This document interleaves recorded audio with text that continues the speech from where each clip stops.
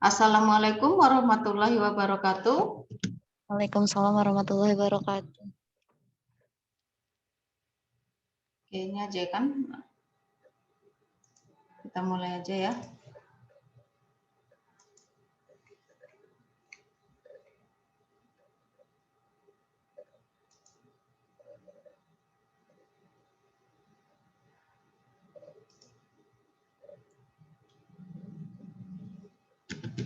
Oke, jadi untuk topik kita mungkin ini yang terakhir ya, karena kalian tanggal 2 sudah selesai UTBK-nya.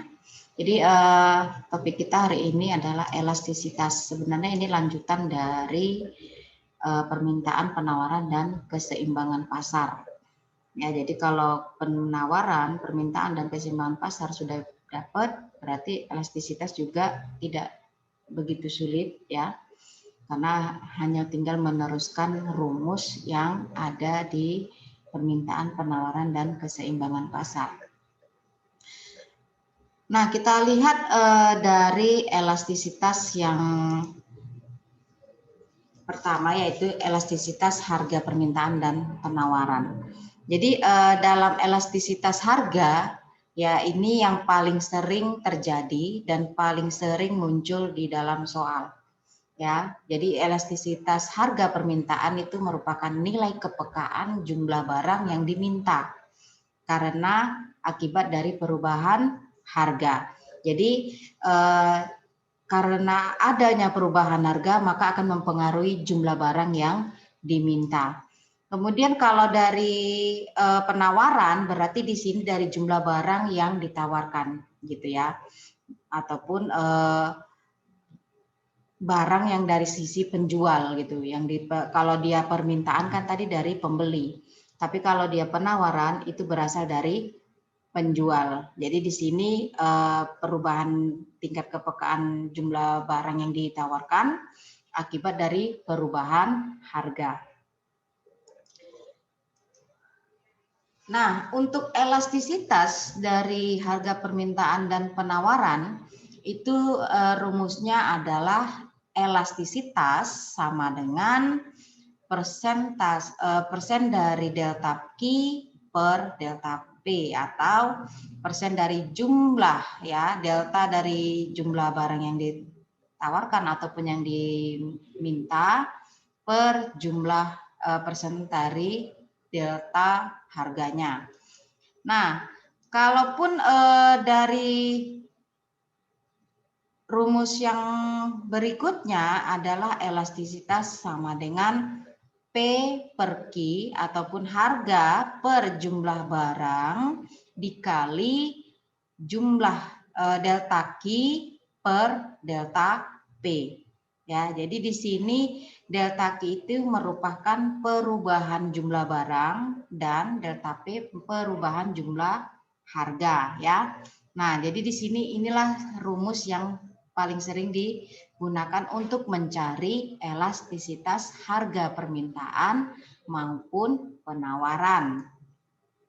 Nah, untuk ciri-ciri dari elastisitas sendiri, yang pertama kalau kita lihat dari sifatnya ada yang disebut dengan elastis. Nah, elastis ini biasanya E lebih besar dari 1. Atau persentase dari delta Q lebih besar daripada persen delta P. Nah, kemudian inelastis ya, E lebih kecil dari 1 atau persen dari delta Q lebih kecil dari persen delta P. Yang ketiga ada elastis satuan ataupun uniter. Nah, kalau elastis uniter ini E sama dengan 1. Ya. Persen delta Q sama dengan persen delta P. Elastis sempurna. Nah, berarti di sini elastisitasnya E sama dengan tak hingga. Maka di sini persen delta P sama dengan 0. Kemudian inelastis sempurna, E sama dengan 0 ya, persen delta Q sama dengan 0. Jadi di sini yang perlu kalian ingat dalam elastisitas itu tidak ada nilai negatif. Jadi kalaupun ada dalam soal dapat nilai negatif, negatifnya itu diabaikan. Bisa dipahami? Bisa, Mem. Ya, jadi dalam elastisitas koefisiennya itu nilainya bersifat absolut. Jadi dia tidak ada nilai negatif. Jadi kalau misalnya nanti jawabannya -1, maka negatifnya diabaikan. Ya. Oke. Nah, kita lihat dari elastisitas yang kedua, ada elastisitas silang. Kalau tadi elastisitas harga, nah sekarang ada elastisitas silang. Jadi elastisitas silang ini merupakan elastisitas yang mengukur tingkat kepekaan perubahan jumlah barang tertentu yang diminta, misalkan barang X ya, diakibatkan perubahan barang lain. Jadi di sini elastisitas silang berlaku untuk barang substitusi dan barang-barang komplementer. Ya, kalau barang substitusi saling menggantikan, komplementer saling melengkapi. Nah, jadi kalau dalam elastisitas silang untuk barang substitusi, maka dia di sini mempunyai nilai positif. Ya, berarti barang Y meningkat, maka jumlah barang X yang diminta akan bertambah. Ya, jadi jika barang Y meningkat atau bertambah, maka jumlah barang X juga yang diminta akan bertambah. Nah, sedangkan kalau untuk barang komplementer ini bersifat nilainya negatif. Ya. Nah, di sini apabila barang Y meningkat, maka jumlah barang yang X ya yang diminta akan berkurang. Jadi di sini ada timbal balik dia, berhubungan berbanding terbalik. Kalau dia elastisitas dari barang substitusi ya, ini dia berbanding lurus. Jika barang Y meningkat, maka X-nya juga akan meningkat. Jika kalau komplementer, jika barang Y meningkat, maka barang X-nya akan berkurang. Nah, untuk rumus elastisitas silang, E sama dengan harga Y per harga X dikali perubahan jumlah barang X per perubahan jumlah harga Y. Jadi ini namanya elastisitas silang. Atau elastisitas sama dengan PY kali QX kali per QX kali delta QX per delta PY. Nah, kita lihat dari elastisitas pendapatan. Nah, kalau elastisitas pendapatan merupakan persentase perubahan jumlah barang yang diminta akibat perubahan pendapatan real konsumen. Jadi dilihat dari perubahan pendapatan masyarakat, ya, baru adanya nanti elastisitas pendapatan. Jadi kalau untuk rumusnya itu ada E sama dengan Y itu merupakan pendapatan. Ya, jadi elastisitas sama dengan pendapatan per Q dikali perubahan jumlah Q ya jumlah barang delta Q-nya per perubahan jumlah pendapatan. Jadi Y per Q kali delta Q per delta Y. Ini dia kalau dia rumus perubahan elastisitas pendapatan. Nah, jadi di sini catatannya makin besar nilai I, elastisitas pendapatannya makin besar. Nah, barang dengan elastisitas I lebih besar dari 0 merupakan barang normal. Bila EI antara 0 sampai 1, maka barang tersebut merupakan kebutuhan pokok. Nah, barang dengan nilai elastisitas lebih besar dari 1 merupakan barang mewah. Ya, kemudian E lebih kecil dari 1, berarti di sini permintaan terhadap barang justru menurun pada pendapatan nyatanya meningkat. Jadi di sini disebut barang inferior. Berarti di sini barang-barang yang kualitasnya inferior berarti yang rendah ya. Jadi kalau dia superior baru dia yang tinggi. Oke, jadi di sini elastisitas ada 3 tadi, elastisitas harga, elastisitas silang, dan elastisitas pendapatan. Nah, ini kalau dia pengaruh dari hubungan permintaan dengan tingkat harga atau disebut dengan total revenue ya, penerimaan atau pendapatan, ataupun disebut dengan penjualan, di mana biaya produksi yang minggu lalu kita pelajari TR sama dengan P dikali Q. Nah, di sini jika harga naik maka elastisitas, kalau dia di elastisitas, elastis E lebih besar dari 1, total revenue-nya akan mengalami penurunan. Sedangkan untuk elastisitas sama dengan 1 ataupun uniter, total revenue-nya akan tetap. Atau dia dengan inelastis, elastisitas lebih kecil dari 1, maka nilai TR-nya adalah naik. Jadi di sini ada syarat yang memang ataupun yang perlu kalian hafal, ketahui jika berhubungan dengan penerimaan ataupun tingkat harga. Nah, jika harga turun, maka ini juga akan terjadi kebalikannya, kecuali di E sama dengan 1. Nah, untuk marginal revenue-nya, maka untuk elastis itu bernilai positif, di mana marginal revenue lebih besar dari 0. Sedangkan kalau uniter dia tetap MR sama dengan 0. Nah, kalau di inelastis, dia akan bernilai negatif, MR lebih kecil dari 0. Nah, ini soal contoh soal yang pertama. Permintaan dan penawaran terhadap barang X pada berbagai tingkat harga tampak pada tabel berikut. Nah, di sini ada diketahui P-nya dan Q-nya ya. Jadi di sini permintaan ada 40 dengan harga 2, maka jumlah permintaannya ada 40, ada penawarnya 25. Begitu juga jika harganya 3, maka jumlah permintaannya ada 30, penawarnya 30. Nomor 4, harga 4 juga sama. Jadi di sini yang pertama adalah persamaan kurva permintaan barang X QD sama dengan min 10P ditambah 60. Kemudian yang kedua, persamaan kurva permintaan barang X QD sama dengan min P ditambah tambah 6. Kemudian untuk 3, persamaan kurva penawaran barang X QS sama dengan 5P ditambah 15. Yang keempat, persamaan kurva penawaran barang X QS sama dengan 1/5P ditambah 3.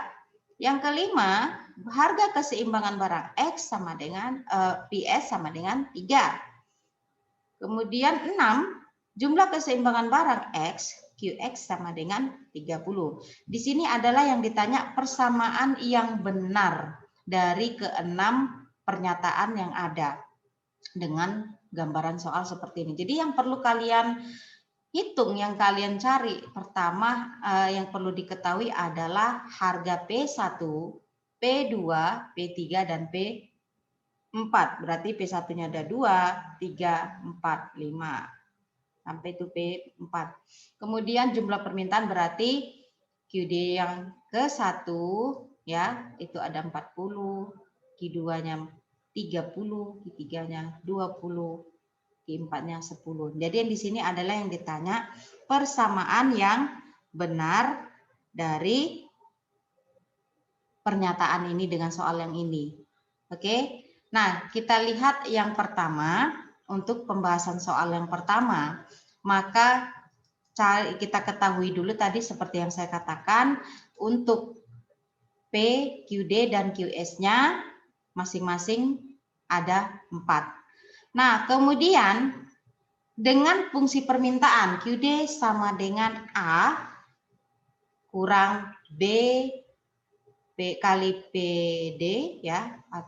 Kemudian fungsi penawaran QS sama dengan A ditambah B kali PS.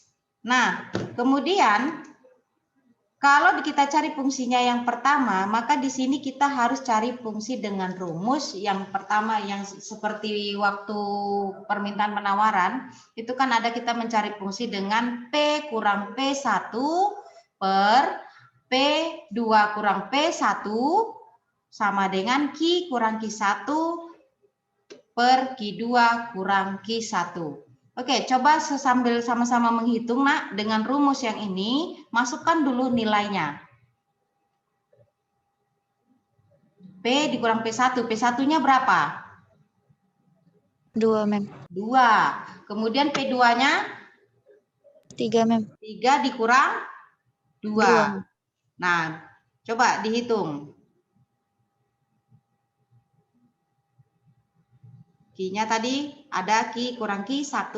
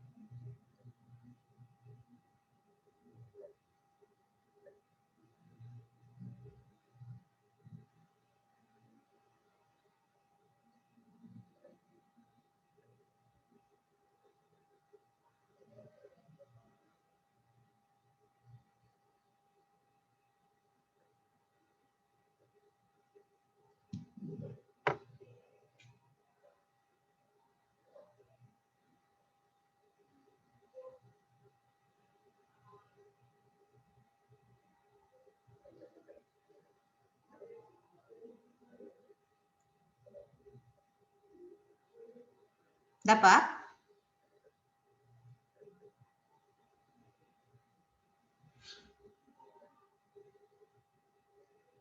Q sama dengan 50 kurang 10, Mem. Q sama dengan? 50 P. Ya. Oke.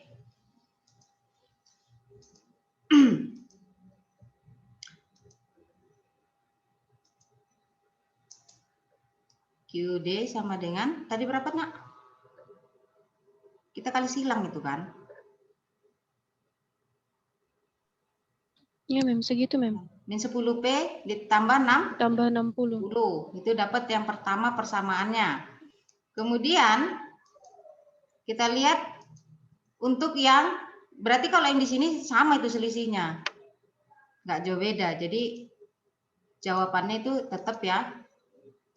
Kalau kebun kalian coba yang kedua, itu juga sama. Ya. Berarti untuk mencari QS-nya dapat 5P ditambah 15. Ya kan? Iya, Mem.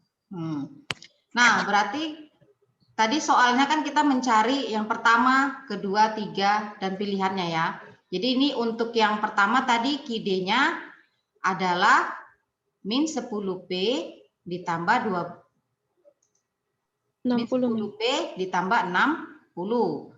Baru yang kedua itu ada nilainya untuk PS-nya, QS-nya sama dengan 5P ditambah 15, ya kan? Udah dapat 2 jawabannya. Nah, kemudian untuk keseimbangan pasarnya ataupun dari harga yang sama, itu kan rumusnya PD sama dengan PS atau QD sama dengan QS, ya. Nah, berarti untuk persamaan yang pertama, min 10P ditambah 60 sama dengan 5P tambah 15. Silakan dihitung.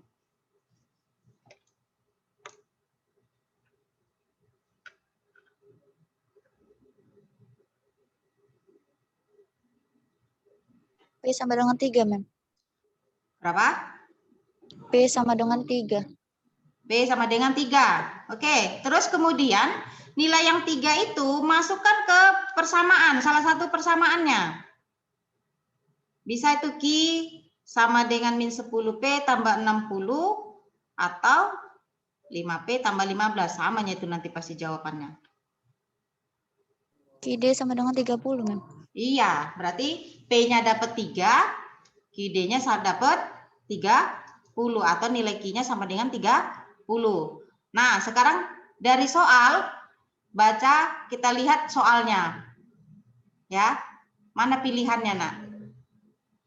Tadi yang pertama QD sama dengan min 10P ditambah 60. Kemudian untuk QS-nya 5P tambah 15, ya kan? Kemudian P-nya sama dengan 3, ya kan? Jumlah keseimbangan QX-nya sama dengan 30. Berarti jawabannya A, Mem. A, 1, 3, 5, dan 6. 6. Sampai sini bisa dipahami? Bisa? Insya Allah bisa, Mem. Oke, kita lihat soal nomor 2.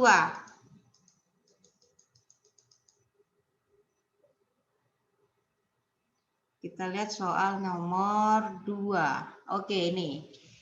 Pada harga barang sebesar 1.000 per unit rupiah, ya, 1.000 rupiah per unit, jumlah barang yang ditawarkan sebanyak 2.000 unit.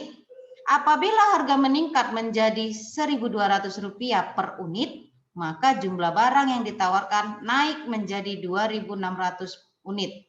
Berdasarkan data tersebut, maka sifat penawaran barang tersebut adalah, ini sama, Nak, cara menghitungnya rumus yang tadi juga.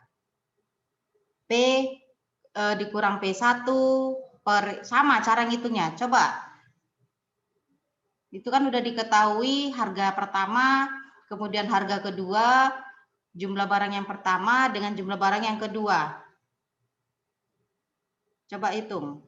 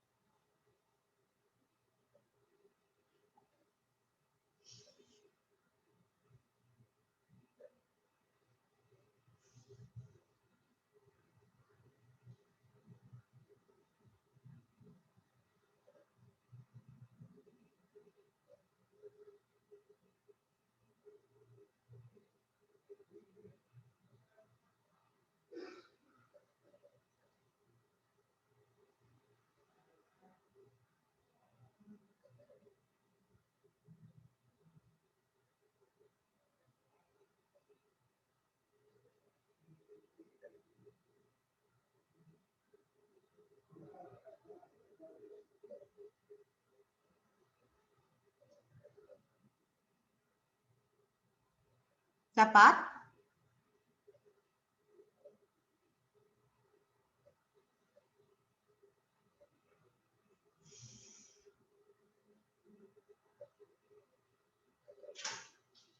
Dapat, Nak? C, Mem. Jawabannya? Jawabannya tadi apa? C? C, Mem. Ya, elastis. Karena dia kan 3/2 itu lebih besar dari 1. Maka jawabannya adalah elastis. Jadi jawabannya adalah C. Yang lain ada yang dapat? Pak Jira? Masih nyari, Mem. Masih nyari. Oke, nanti kamu sambil mencari itu jawabannya ya, C. Oke, kita lihat soal nomor 3. The price where quantity supplied and quantity demand are equal. Berarti di sini kan yang ditanya adalah jika harga jumlah barang ya dan jumlah barang yang ditawarkan sama dengan jumlah barang yang diminta. Itu disebut gitu kan. Nah, kalau misalnya jumlah barang yang diminta dengan jumlah barang yang ditawarkan sama titik temunya, maka dia disebut dengan keseimbangan pasar atau disebut dengan keseimbangan harga. Jadi jawabannya adalah B, Mem. B, equilibrium price. Oke, untuk pertemuan hari ini itu saja. Nanti soal-soal lain kan sudah mulai coba kerjakan dengan rumus yang ada dan teori yang ada ya. Mudah-mudahan bisa dikerjakan dengan baik. Itu saja untuk hari ini. Assalamualaikum warahmatullahi wabarakatuh. Waalaikumsalam warahmatullahi Warahmatullahi wabarakatuh.